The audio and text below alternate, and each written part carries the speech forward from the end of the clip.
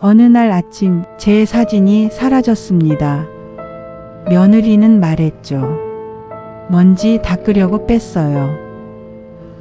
하지만 그게 시작이었습니다.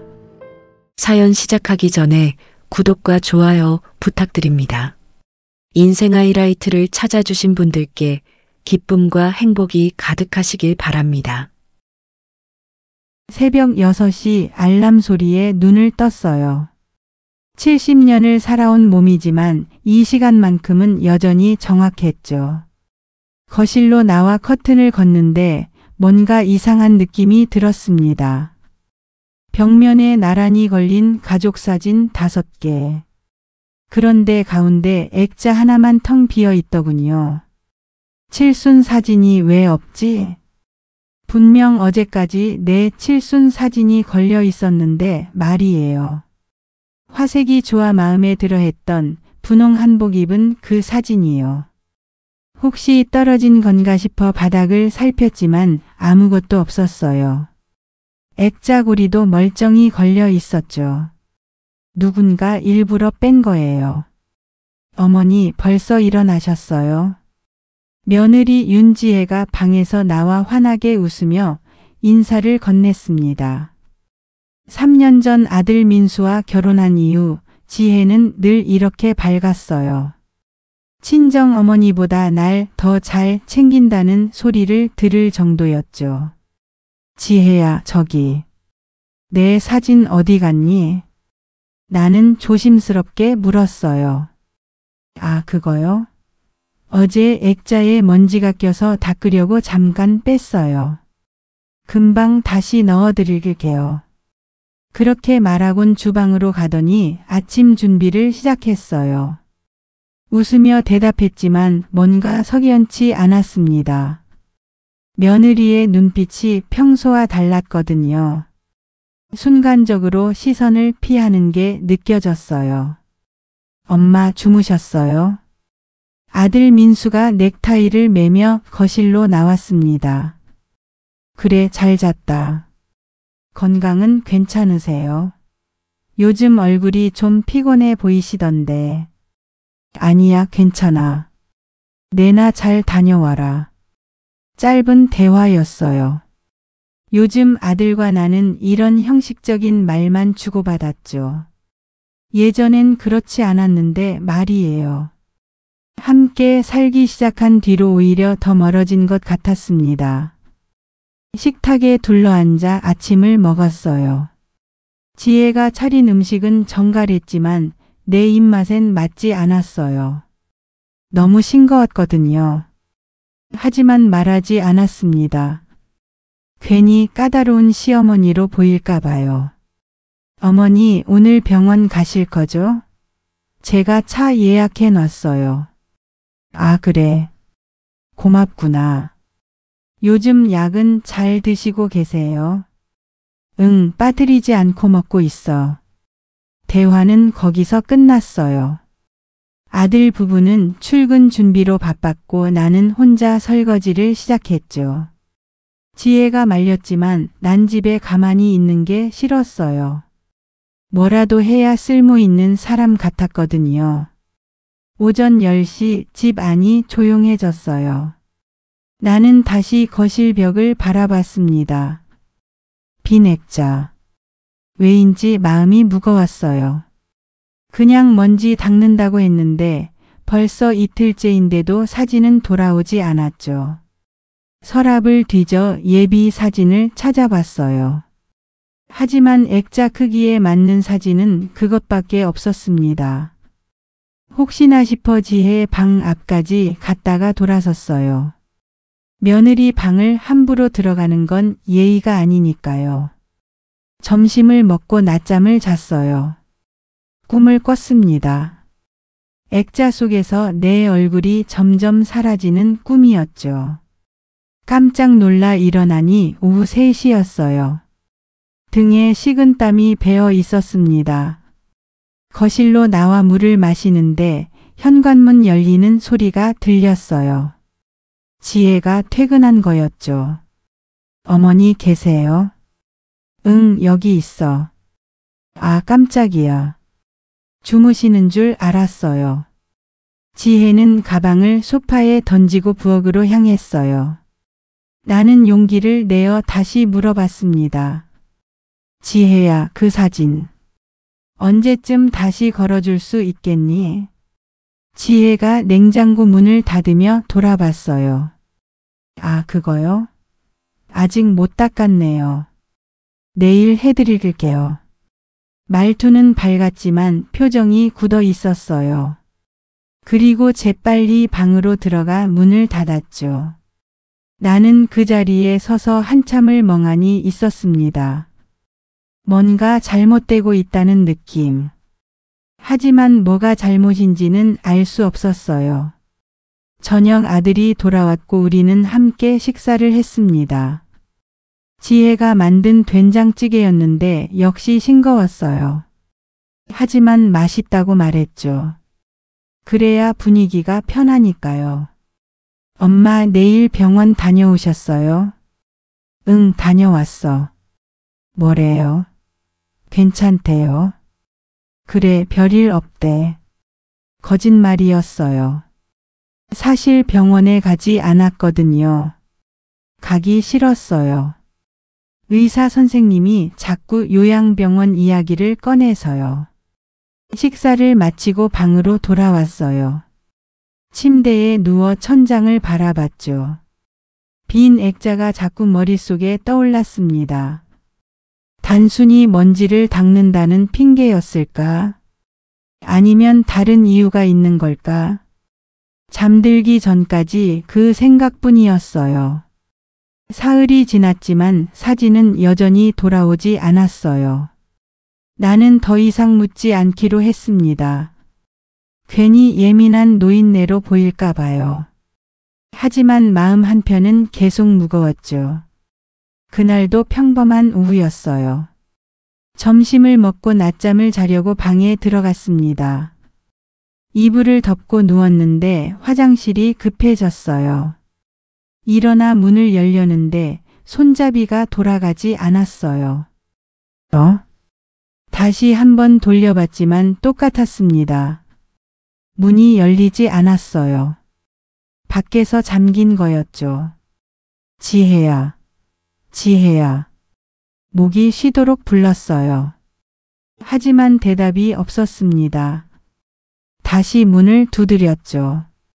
손바닥이 아플 정도로 세게요. 누구 없어요? 지혜야. 심장이 빠르게 뛰었어요. 혹시 이대로 갇혀 있는 건 아닐까? 화장실은 점점 더 급해졌고 식은땀이 났습니다. 10분쯤 지났을까요? 갑자기 문이 열렸어요. 지혜가 미안한 표정으로 서 있었습니다. 어머니, 죄송해요. 청소하다가 실수로 문을 잠갔나 봐요. 실수로? 이 문은 안에서만 잠기는데. 순간 지혜의 얼굴이 굳었어요. 눈빛이 차갑게 변하는 게 느껴졌죠. 하지만 곧 다시 밝은 표정을 지었습니다. 아, 그게 제가 착각했나 봐요. 어쨌든 죄송해요. 그렇게 말하곤 재빨리 자기 방으로 들어갔어요. 나는 화장실에 다녀온 뒤 방문을 자세히 살펴봤습니다. 손잡이 주변에 긁힌 자국이 있었어요. 누군가 바깥에서 무언가로 잠근 흔적이었죠. 손이 떨렸어요. 며느리가 날 가둔 걸까? 아니야, 그럴 리 없어. 지혜는 착한 애야. 하지만 마음 한편에선 의심이 자라고 있었습니다. 저녁 식사 시간이었어요. 아들이 아직 안 들어왔고 며느리와 단둘이 식탁에 앉았죠. 어머니, 오늘 방에서 무슨 일 있으셨어요? 지혜가 물었어요. 목소리는 부드러웠지만 눈빛은 차가웠습니다. 아니, 별일 없었어. 아까 많이 놀라신 것 같던데요. 괜찮아. 나이 들면 그럴 수도 있지. 그러시군요. 지혜는 더 이상 묻지 않았어요. 하지만 계속 날 쳐다봤습니다. 마치 관찰하듯이요. 밥맛이 없었지만 억지로 먹었어요. 식사를 마치고 설거지를 하는데 지혜가 다가왔습니다. 어머니, 설거지는 제가 할게요.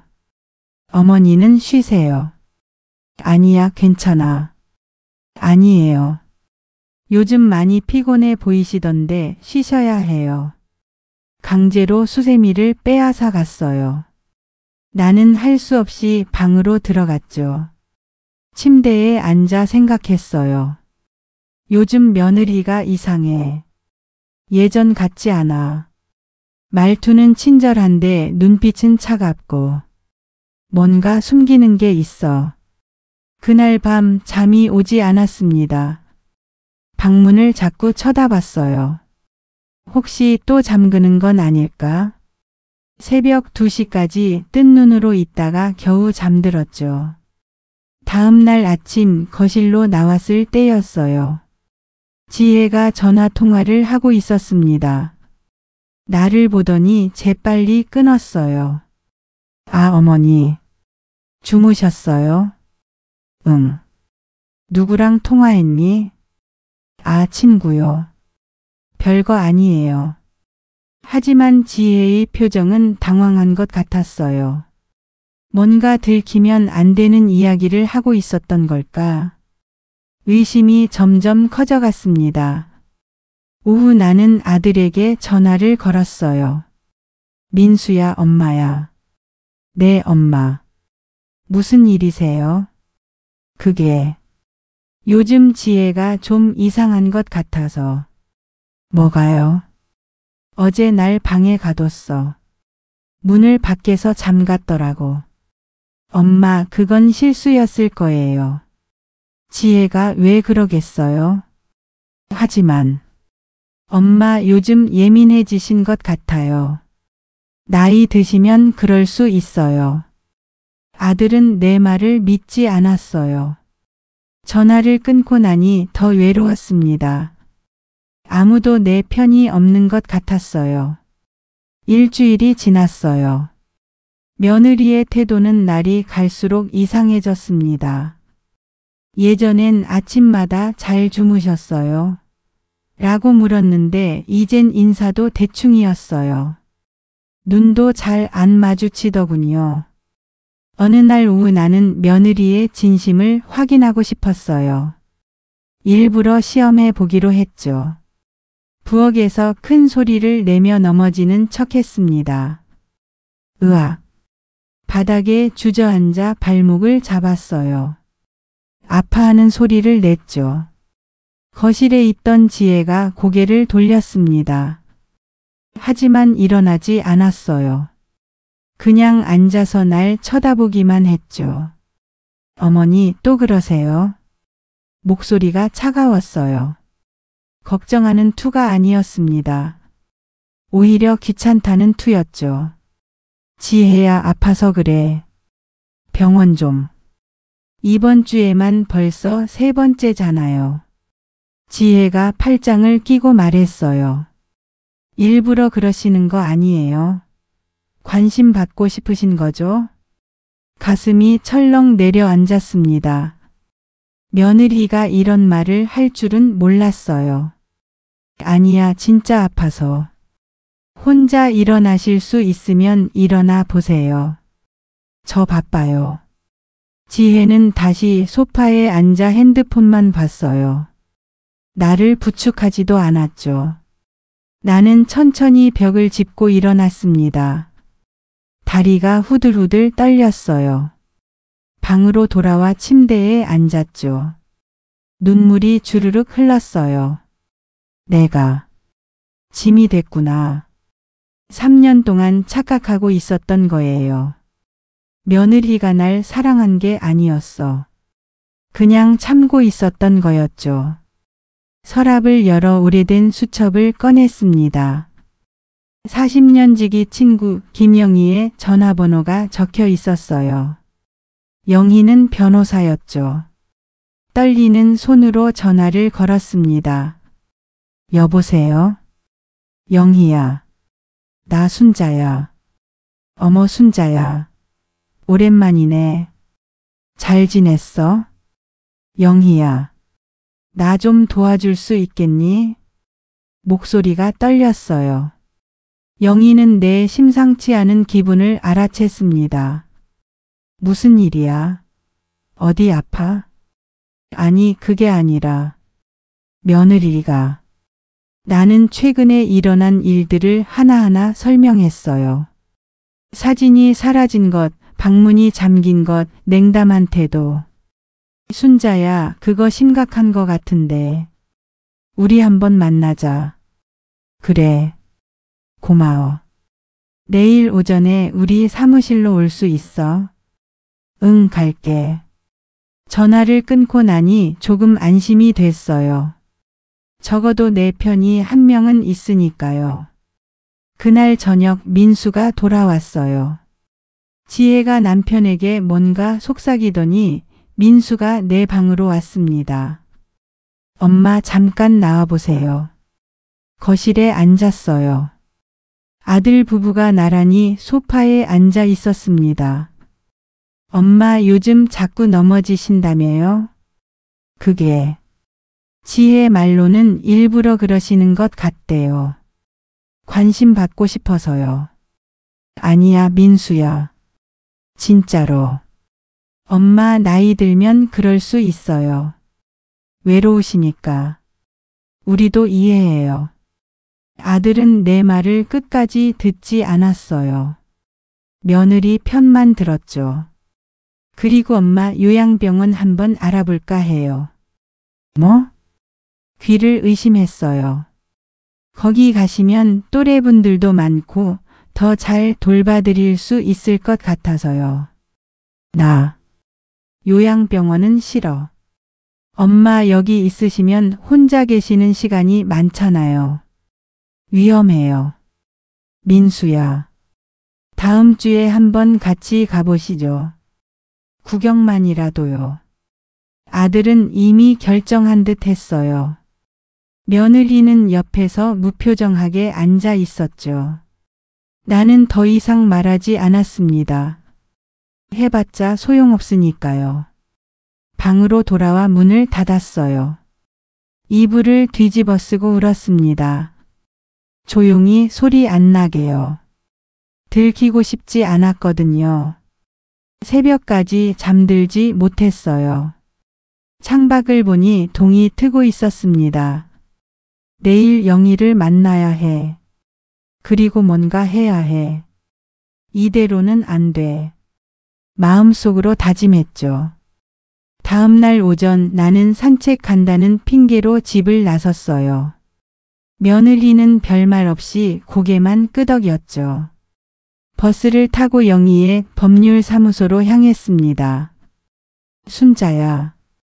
영희가 반갑게 맞아줬어요. 40년 만에 본 얼굴이었지만 여전히 똑같더군요. 우리는 사무실 안쪽 상담실에 앉았어요. 그래서 무슨 일인데? 나는 최근 일어난 일들을 차근차근 설명했습니다. 영희는 심각한 표정으로 들었어요. 순자야, 이거 심각한 거 같은데. 노인 학대일 수도 있어. 노인 학대? 응. 정서적 학대. 방치하고 무시하고 고립시키는 것도 학대야. 그런데 증거가 없잖아. 증거를 만들어야지. 영희는 가방에서 작은 녹음기를 꺼냈어요. 이거 가지고 가. 며느리가 하는 말 녹음해. 이런 걸 써도 되는 거야. 내 집에서 내 안전을 위해 쓰는 거야. 괜찮아. 나는 녹음기를 받아 주머니에 넣었습니다. 그리고 은행 가서 내 명의로 된 거래 내역 다 뽑아봐. 혹시 모르니까. 알았어. 순자야, 조심해.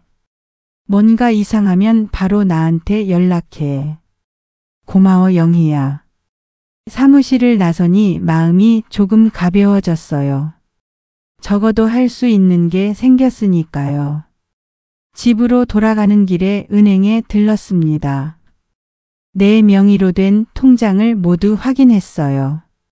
직원이 거래 내역서를 출력해 줬죠. 어머 할머니, 여기 최근에 대출 상담 신청이 되어 있네요. 대출? 난 신청한 적 없는데. 여기 보세요. 한 달 전에 신청 기록이 있어요. 직원이 화면을 보여줬어요.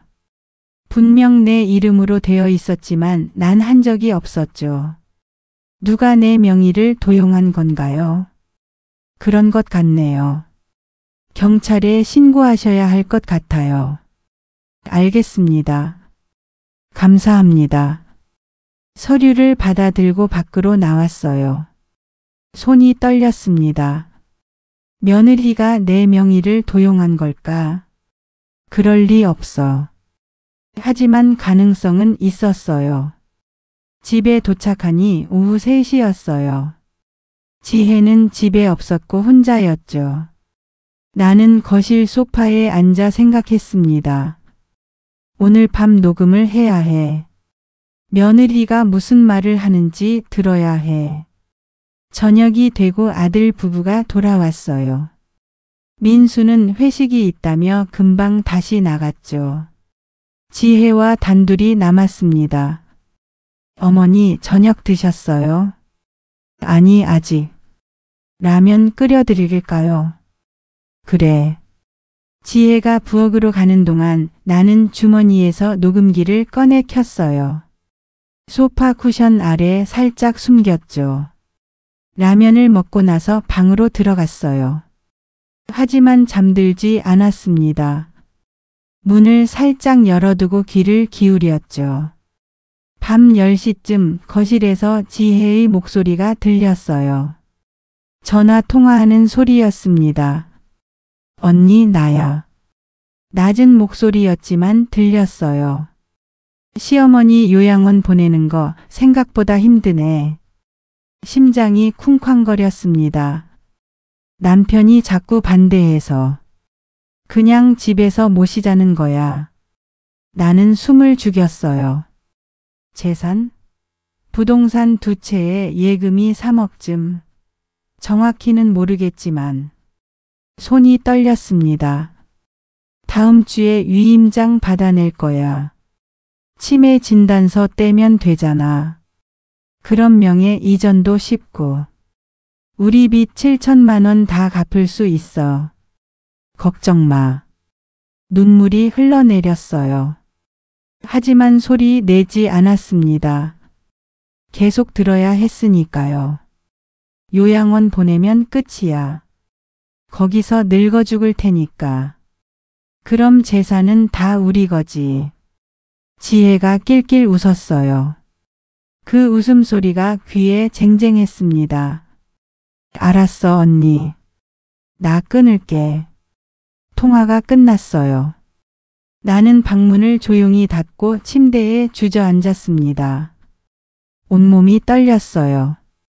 며느리가 내 재산을 노리고 있었던 거야.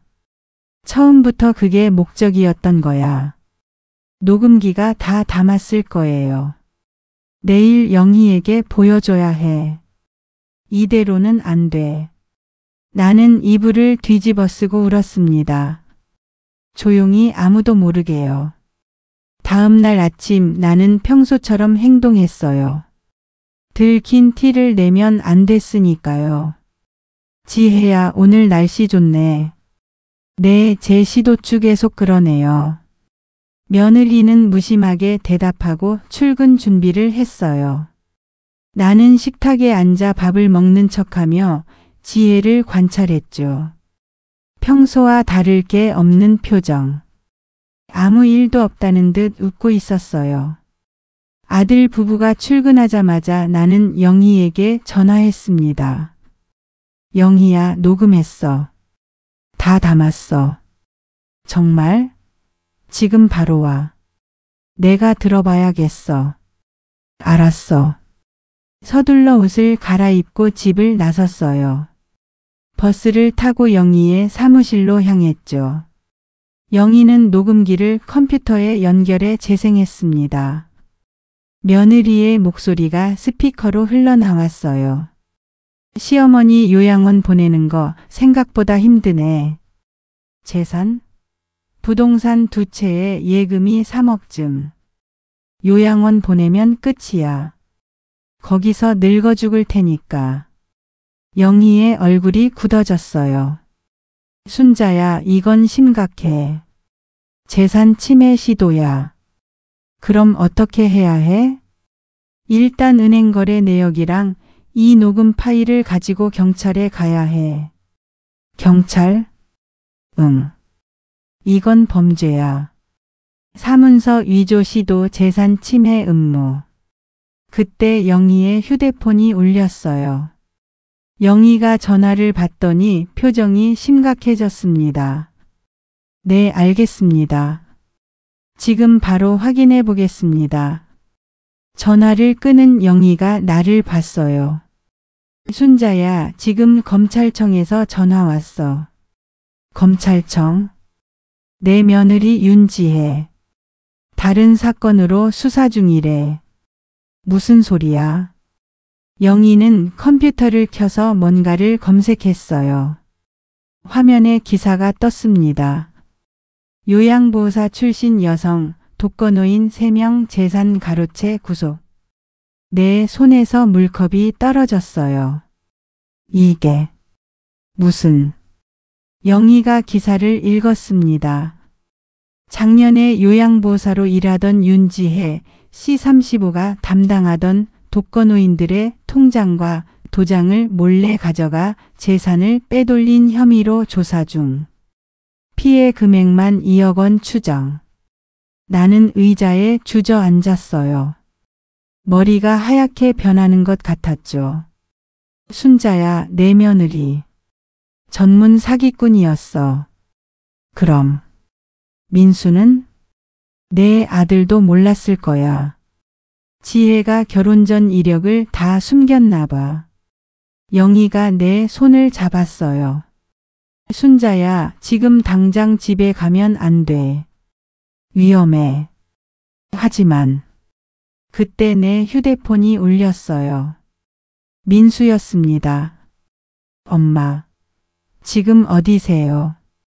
아들의 목소리가 떨렸어요. 왜 그래, 민수야? 경찰이 집에 왔어요. 지혜를 찾는다고. 경찰?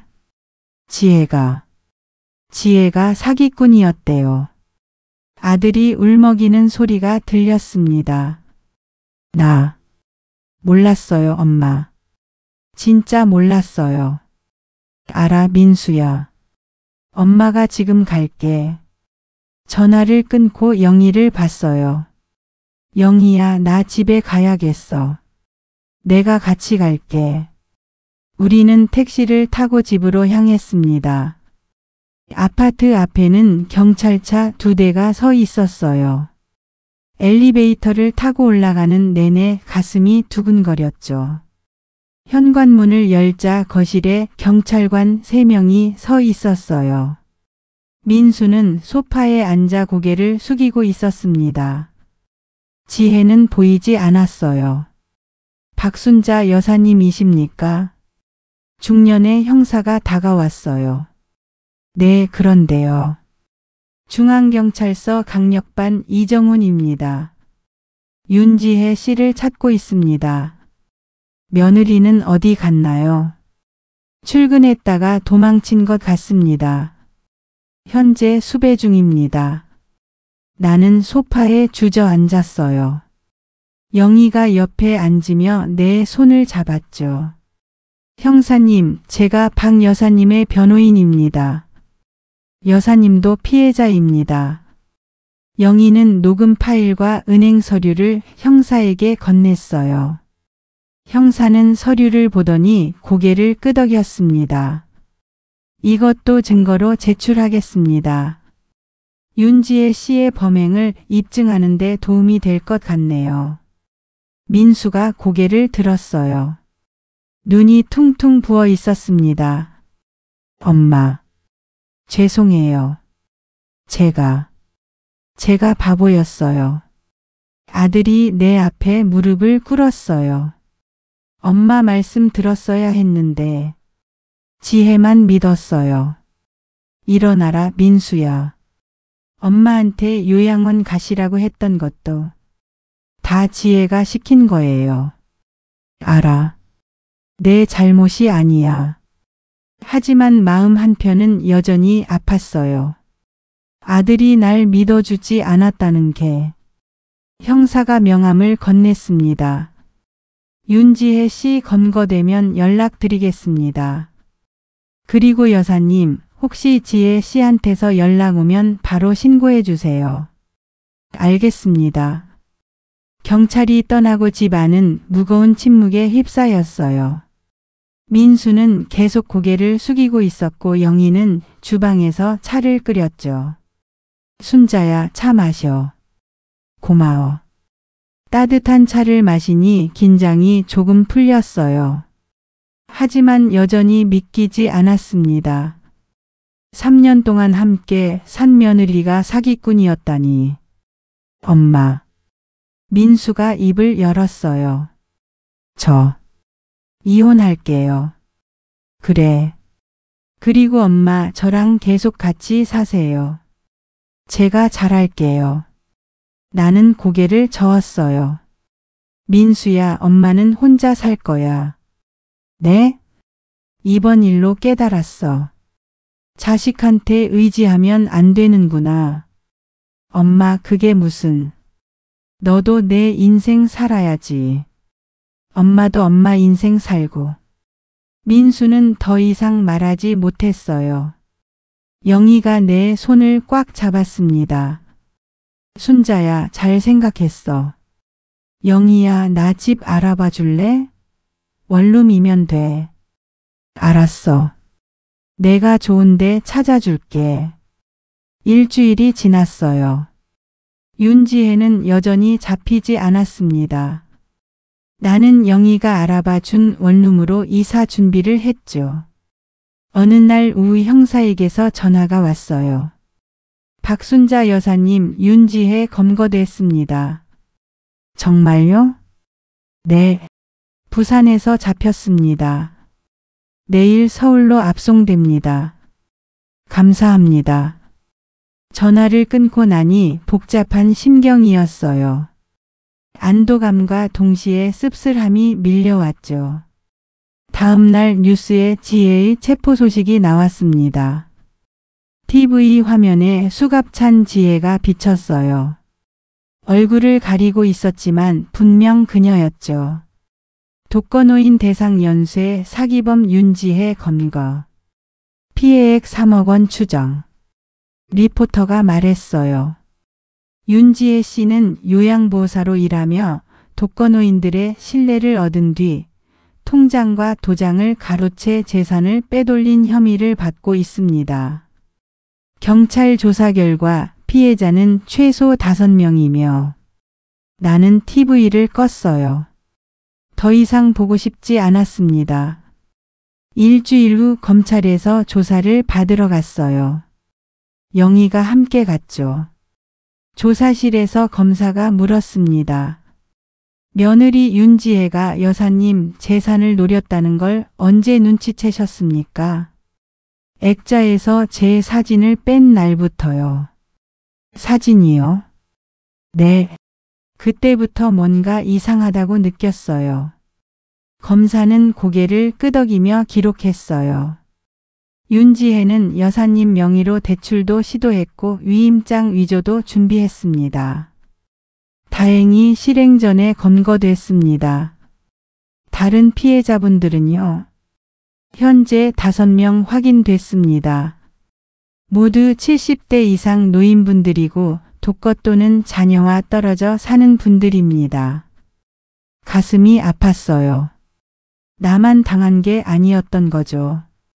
윤지혜는 어떻게 되나요? 사기, 횡령, 사문서 위조 등으로 기소될 예정입니다. 최소 징역 7년은 나올 것 같습니다. 조사를 마치고 나오는데 복도에서 민수를 마주쳤어요. 아들도 조사를 받으러 온 거였죠. 엄마. 너도 조사받으러 왔니? 네. 엄마, 저 정말 몰랐어요. 알아. 이혼 소송 시작했어요. 변호사 선임했고요. 그래, 잘했다. 우리는 잠시 침묵했어요. 할 말이 많았지만 아무 말도 나오지 않았죠. 엄마, 원룸 이사는 언제 하세요? 다음 주. 제가 도와드릴게요. 괜찮아. 영희가 도와준다. 엄마. 민수의 눈에 눈물이 고였어요. 저 혼자 살게 해줘서 미안해요. 제가 엄마를 지켰어야 했는데. 민수야, 이제 그만하자. 다 지나간 일이야. 나는 아들의 어깨를 두드렸어요. 너도 내 인생 살아.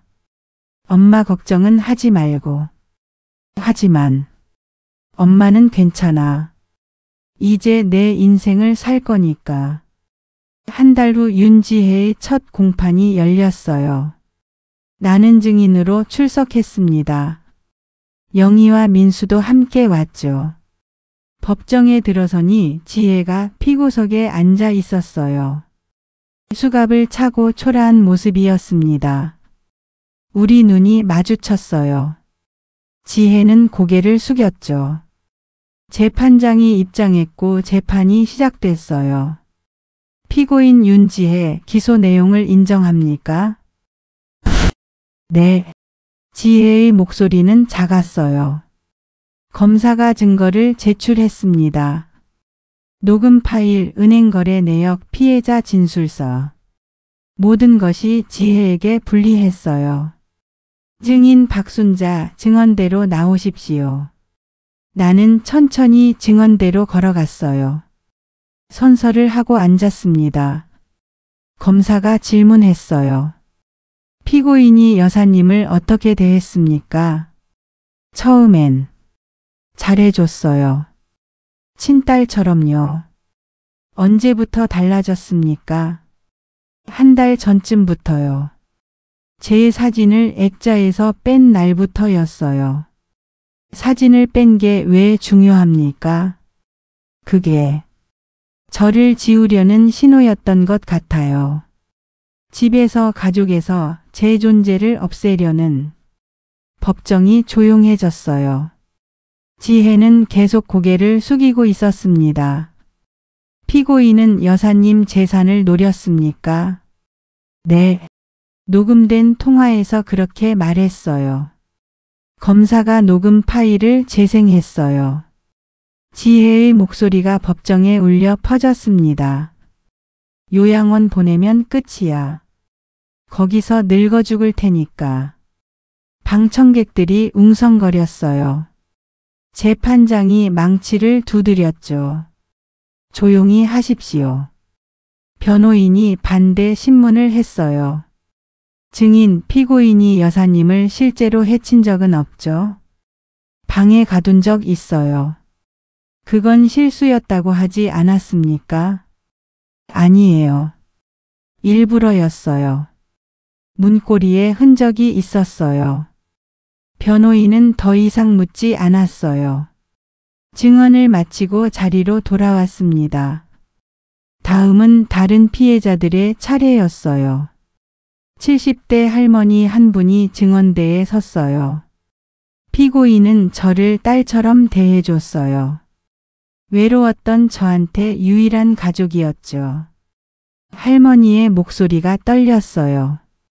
그런데 어느 날 통장이 비어 있었어요. 3천만 원이 사라졌죠. 피고인한테 물어봤습니까?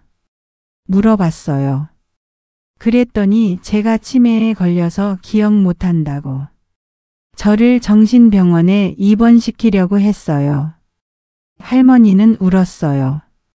방청객들도 눈물을 닦았죠. 재판은 오래 걸렸어요. 피해자 진술, 증거 제출, 변론. 지혜는 끝까지 고개를 들지 않았습니다. 마지막으로 재판장이 지혜에게 물었어요. 피고인 할 말 있습니까? 지혜가 천천히 일어섰어요. 떨리는 목소리로 말했습니다. 죄송합니다. 제가 돈이 필요했어요. 남편 빚도 있었고. 그래서 노인들을 속인 겁니까? 네. 변명의 여지가 없습니다. 재판장은 한숨을 쉬었어요. 판결은 다음 주에 선고하겠습니다. 판결일이 왔어요. 윤지혜에게 징역 8년이 선고됐습니다. 추징금 3억 원과 함께요. 법정을 나서는데 지혜가 끌려가는 모습이 보였어요. 우리 눈이 다시 마주쳤죠. 지혜가 입을 움직였어요. 소리는 안 났지만 읽을 수 있었습니다. 죄송해요. 나는 고개를 돌렸어요. 더 이상 볼 필요가 없었습니다. 민수가 다가왔어요. 엄마 이제 어떻게 하실 거예요? 말했잖니. 혼자 살 거야. 엄마. 민수야, 너도 이제 재혼하든 뭘 하든 내 인생 살아. 알겠어요, 엄마. 우리는 법원 앞에서 헤어졌어요. 영희가 내 팔을 잡았습니다. 순자야, 점심 먹으러 가자. 그래. 3개월 후. 나는 영희가 알아봐 준 원룸에서 살고 있어요. 작지만 아늑한 공간이었죠. 혼자 살아보니 생각보다 괜찮았어요. 벽에는 내 사진만 걸려 있습니다. 칠순 사진, 환갑 사진, 젊었을 때 사진까지. 가운데 칠순 사진을 보며 중얼거렸어요. 이제야 내 자리를 찾은 것 같아. 영희가 소개해준 노인복지관에 다니기 시작했어요. 거기서 비슷한 처지의 어르신들을 만났죠. 우리는 모임을 만들어 서로를 돌봤습니다. 민수는 가끔 전화해요. 일주일에 한 번쯤 만나 밥도 먹고요. 예전만큼은 아니지만 관계가 조금씩 회복되고 있었어요. 어느 날 오후 복지관에서 강의를 듣고 있었어요. 노인 재산 보호에 관한 내용이었죠. 강사가 물었습니다. 혹시 사기를 당하신 분 계세요? 나는 손을 들었어요. 저요. 어떤 경험을 하셨는지 나눠주실 수 있으세요? 나는 일어서서 내 이야기를 했어요. 며느리가 사진을 뺀 날부터 시작된 모든 일을요. 사람들은 숨죽여 들었습니다. 그래서 제가 배운 게 있어요. 뭔가요? 가족이라고 다 믿으면 안 돼요. 특히 재산 문제는요. 맞습니다. 중요한 말씀이세요.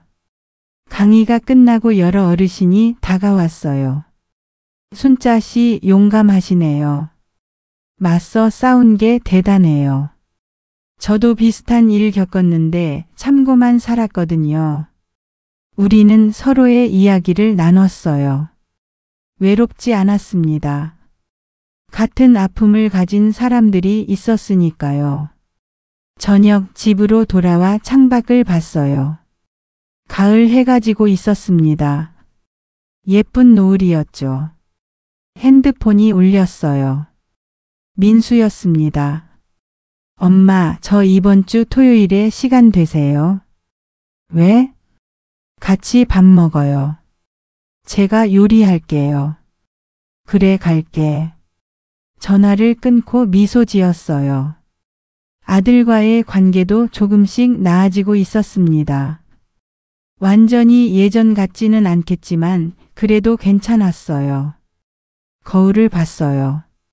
70년을 살아온 얼굴이 비쳤습니다. 주름이 많고 흰머리도 많았지만 오늘따라 당당해 보였어요. 이제야 내 인생을 사는 것 같아. 벽에 걸린 칠순 사진을 보며 다짐했어요. 다시는 누구에게도 내 존재를 지워지지 않겠다고요. 내 자리는 내가 지키겠다고요. 창밖으로 밤이 깊어갔어요. 하지만 방 안은 따뜻했습니다. 이제 이곳이 내 집이에요. 나만의 공간. 누구에게도 침범당하지 않을 내 자리. 나는 차를 한 잔 끓여 소파에 앉았어요. TV를 켜니 뉴스가 나왔습니다. 노인 사기 피해가 늘고 있다는 내용이었죠. 나는 고개를 끄덕였어요. 내 이야기가 누군가에게 도움이 되길 바라며. 그렇게 하루가 저물었습니다. 평화로운 저녁이었어요. 오랜만에 마음이 편안했죠. 이제 나는 자유로웠습니다.